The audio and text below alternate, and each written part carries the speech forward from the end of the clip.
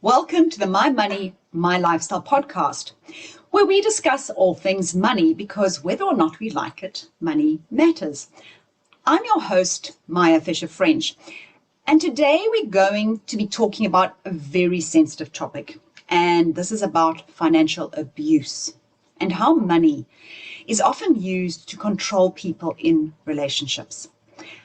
I was reading a blog by financial planner and founder of Foundation Family Wealth, Sunel Veldtman, where she wrote, "The definition of financial abuse includes controlling how all the money is spent, not allowing the victim access to bank accounts, withholding money, giving an allowance, or not including the victim in banking or investment decisions."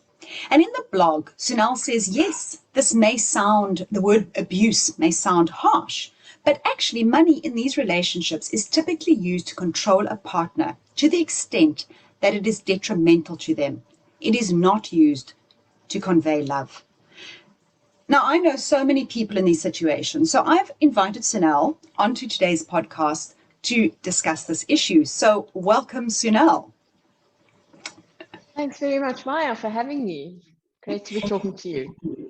You know, and thank you for the blog, which really stimulated this conversation for me. It was just like, it just resonated. I thought, gosh, I know so many. And typically it tends to be women who are the victims. I mean, I suppose it's not always the case, but it tends to be. And in the blog, you know, you wrote about how money conveys emotions. So, I mean, money tends to be about relationships, isn't it? And how money, it's about the giving of it and the withholding of it and what that actually is telling the other person about emotions. So maybe just expand a little bit on that. Yeah, I mean, what we do with our money is I think is key in relationships, because it's one of the most tangible things that we have in a relationship to say and to convey what we feel towards the other person and what we feel about ourselves too. So we're conveying to that other person through our actions, and it's so concrete when it comes to money in terms of how we're sharing our money with the other person, how we're sharing information about money with the other person, and how we decide, what the money is spent on as a couple, and once we're sharing in that relationship. So it's one of the most concrete ways that we can actually convey love and affection to that other person. So it's key, yeah. It's very complicated. I mean, it is when you get married or you're involved in a relationship, money underpins all of that. And I think that's why we know that one of the number one reasons for divorce is finances and money. And that's because it's not about money, it's about the emotions, isn't it? I mean, that's it. Like you're treating somebody like that, essentially, you're telling them whether or not you love them. Yeah. But this is an interesting thing that I find in modern marriages. And in our parents' generation, it was so much, there was a pattern of the way things worked. In terms of in most cases, the husband was the breadwinner and the wife stayed at home. And if she had a job, it was kind of on the side, but she was more at home and she looked after the children. So there wasn't so much a need for a negotiated settlement between the husband or the wife or the couple. Whereas nowadays, there isn't a prescribed pattern. So we arrive in a relationship and, and all of these things have to be negotiated. Who pays for what? How do we save? Who saves for what? Who gives up time and gives up some of their career for helping out with the children or even running the household? If one partner is traveling a lot, who's the one who's staying at home most of the time? So everything needs to be negotiated, and it's very, very different. And I just find that actually a lot isn't negotiated. So a lot is kind of unsaid and it just happens, and then that's the pattern that people fall into. So it isn't discussed what happens with the money. And I think people find it really hard to have those discussions. I do this money makeover every year. And one of the things that I've noticed is that in a traditional marriage, with the couple are still married, generally the man is paying off the assets. I find that quite interesting. So he's paying off the house and the cars, and he may do the insurance. She tends to pay for the day-to-day running of the house, the school fees, and maybe the extramurals, the food, the groceries, clothes for the kids. And over time, what is happening is that she's taking on a bigger and bigger burden as the cost of living goes up. But asset finance tends to be quite static. Okay, it's linked to an interest rate, and she's now putting things on her credit card and struggling financially, where he's actually great and he's investing and he's building his asset base. Do you come across that? Do you think that is quite a common problem when it isn't discussed? Yeah, yes, I do come across it, and it sometimes is the other way around. It depends who, is the major earner in the relationship. So I have seen it the other way around, but it is unfortunately still mostly the case. And then also it's a case about what is valued in the relationship. So what are the values that the separate values of the two people, the two individuals in the relationship? So she may value a beautiful house and value education for the children. He may not value that. So he's valuing future security, or whatever he might want to spend money on, toys, or the kinds of things. If we can be, if we can go back to the kind of traditional views of things. So then you do find that there is one partner who may actually be building up more of an asset base, either because they earn most of the income, and the way that the budget is negotiated isn't really fair to the other party in terms of what his or her future future needs are. Mm-hmm. So there's one partner that focuses on the current needs, the education of the children, the clothes, the children's school clothes or things like that, and the other partner can focus on his or her future needs, and that becomes very, very unfair in the future. But I mean, we have to take this back to the marital contract, because in fact, is if you were like most people are married according to the an ANC with accrual, it actually means that they can be negotiating or not negotiating whatever they want. At the end of the day, the contract determines when they get divorced or when the marriage ends. The contract determines, right, how it should be split and how it should have been dealt with all along. And so the contract says whatever is earned in the marriage, other than inheritance, and saved in the marriage, other than inheritance, is split in half. So, so it comes back to, people see it as, okay, this is my money and your money, or maybe that person has all the money and I don't have anything. I don't have access to that money, and it's not mine because I haven't earned it. I don't have access to it, and it's not mine. But it's actually not true. So I mean, if you look at the marital contract, it doesn't matter how we look at it. The contract is actually what determines what is the truth.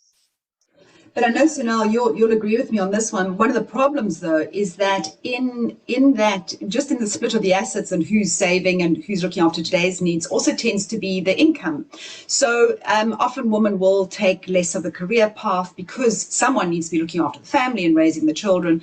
So on that divorce, yes, the assets are split evenly, but the income is nowhere near equal. Right. So she can't ever really catch up and earn the income that he's been earning and will continue to earn. So there is a disparity there. And if she's not perhaps considering all of those, that's also part of the ongoing challenge, I think. There's always within a marriage somebody sacrificing something.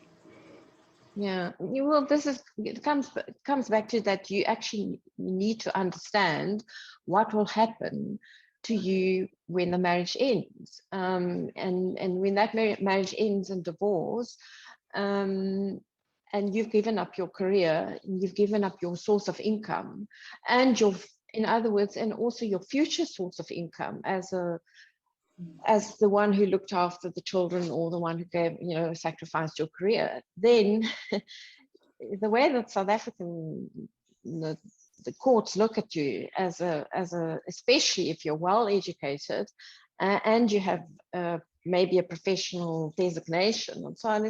But tough luck, you'll have a few months to get back on your feet. And if you haven't looked after yourself and there aren't assets to split, or you don't know where the assets are that have been accumulated in the marriage, well, tough luck for you. That's how the courts look at you. So it's the more educated you are, and the more the more chances you have had to build up your own asset base, the more kind of unfair it becomes to you. And that's where it comes back, when we're bringing it back to the abuse. That's actually when it comes back to the abuse that it really is concerning, because when people feel that they don't have access to that, to the bank accounts, or they don't have access to the information, free access to the information, then that is a form of financial abuse. And I come across many women who say to me, yes, but whenever I ask my husband these questions, he doesn't want to talk about it. So I want to also talk a little bit about what is a healthy financial relationship, because I think for a lot of people, they don't actually know what that is. And they may just feel, well, he earns the money or she earns the money, I don't have a right to ask. And so now I was thinking about a couple of years ago, I was watching an Oprah Winfrey. And there was Dr. Phil. People would come on with their marriage issues and discuss it with Dr. Phil. And this couple had an arrangement. Well, he had an arrangement. He didn't want his wife to work. He wanted her to stay at home. And the financial arrangement was based, she got paid for blowjobs. That's how it worked. And he did not understand why this was a problem. He said, well, I'm getting what I want. She gets money to spend what she wants. This is it. And he honestly needed, and I don't think even Dr. Phil got through to him. So how do you know and explain, what is fundamentally, how do you know if you're in a healthy relationship or not? Yeah, okay, that's obviously extreme. And I must say, I haven't yet come across that. I don't know that anyone would admit that to a financial planner, but yeah. But it's really sad. We just focus on what does happen. A while ago, when I actually wrote that blog, one of my clients, who I've known for many, many years, wrote back to me, and she said to me, she's an elderly lady, she said to me, you knew my husband, and she says, when I look at what you've written here, is I recognize that I was in a financially abusive relationship, and no one would have said that from the outside. But one of the biggest issues that I have is with secrecy, is when you don't actually know what's going on, and you actually have a right to know, because you were married with a contract that actually states that the assets should be shared, and the knowledge of the assets actually should be shared. But it's not, I do find that it's very, very common that marital partners, even if they were married with a contract with the accrual, or they actually even married in community of property, that they don't know. But for me, that's a basic. You must know. If you are dependent on the future of that income stream and the future of those assets, it shouldn't be a guess. And I guess, then if you can't talk openly about it, then there's an issue with the marriage for me, because that's not a healthy marital relationship. And that brings us to what is healthy, what is good in terms of money.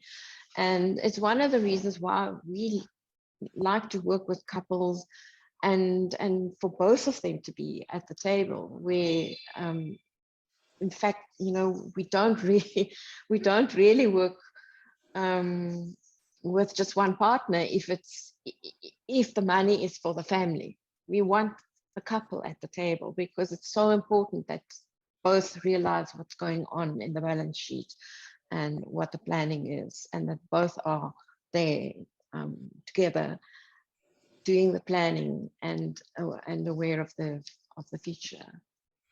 But we don't get yeah, in two directions. But I think that's the key. It's sharing a goal. And I also see abuse to me going the other way in the sense that I've seen women put pressure on their husbands, like, well, I want this lifestyle and I expect this lifestyle, and that can put amazing, huge pressure on a husband, and especially, well, my friends have this and you need to give me that. So I mean, it can go both ways, and that is also not a loving relationship, and it's also, I think, not understanding the reality of incomes, of expenses. So it is, those conversations can get very, very fraught.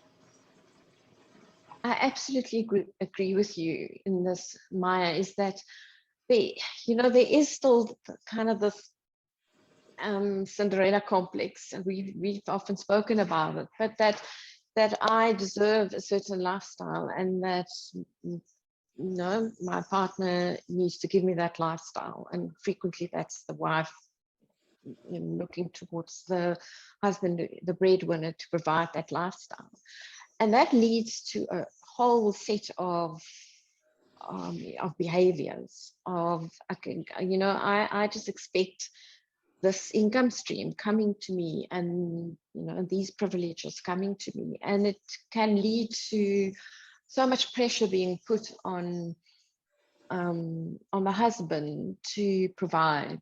And I have actually got experience of the secrecy from the other side, then, is that he's hiding that his career is under pressure, and he's hiding that he didn't get the promotion, or he didn't get the bonus, or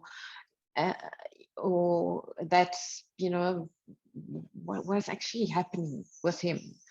And that it can be very, very detrimental to his mental well-being, and in a sense that's almost a different form of abuse, isn't it? Yeah, and I want to come back to what do we convey with our money and our expectations? So at the end of the day, is if you're in a relationship, we're talking about romantic love, but love is about in its purest form, there's an element of sacrifice in love. Is that it's all, it's almost like I can't actually allow myself to appreciate the money that I earn if my wife or my husband isn't in the same position. I don't understand marriages that work like that.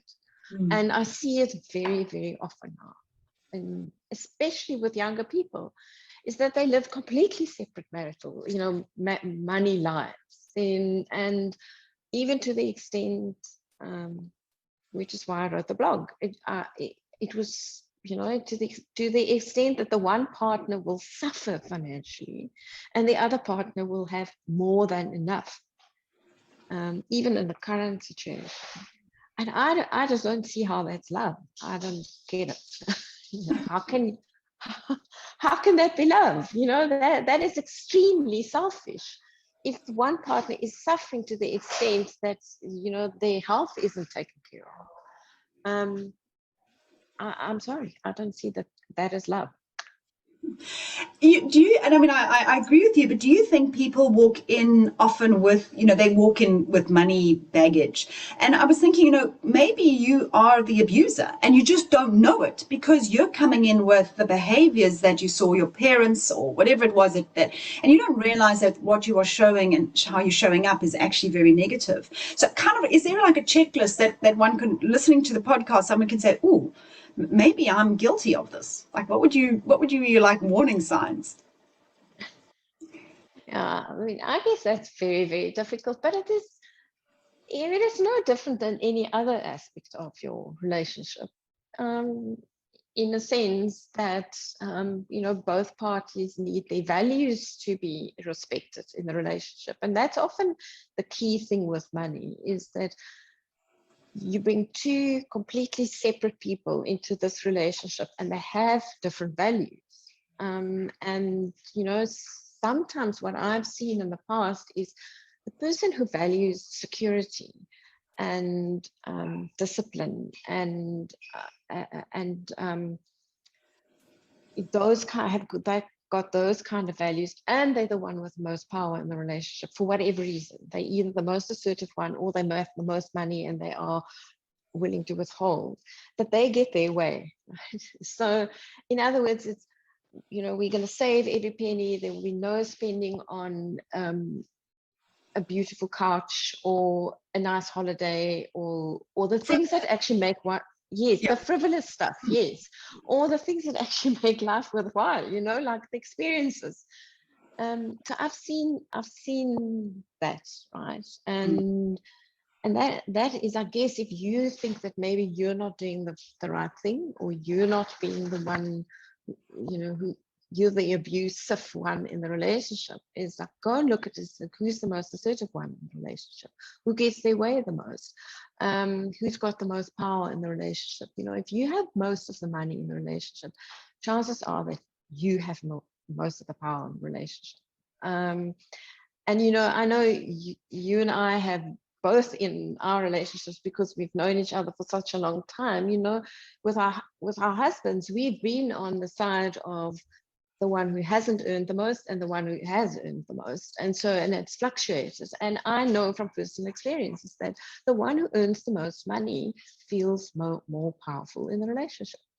And I guess that's the thing, is like, if you do that, you probably, and you've never been on the other side, you probably don't realize that you do have most of the power in the relationship, and you have never put yourself in the shoes of the other one who's on the other side, and who actually is experiencing from a different side.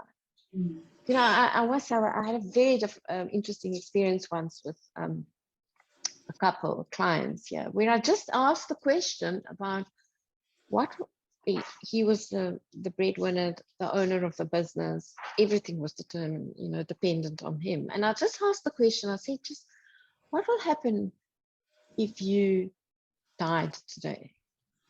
And even just that question triggered, right, something in him to say, what does that mean to say that I haven't thought about this, to the extent that I haven't actually put myself in the shoes of my wife. And that's actually, I think that's the point.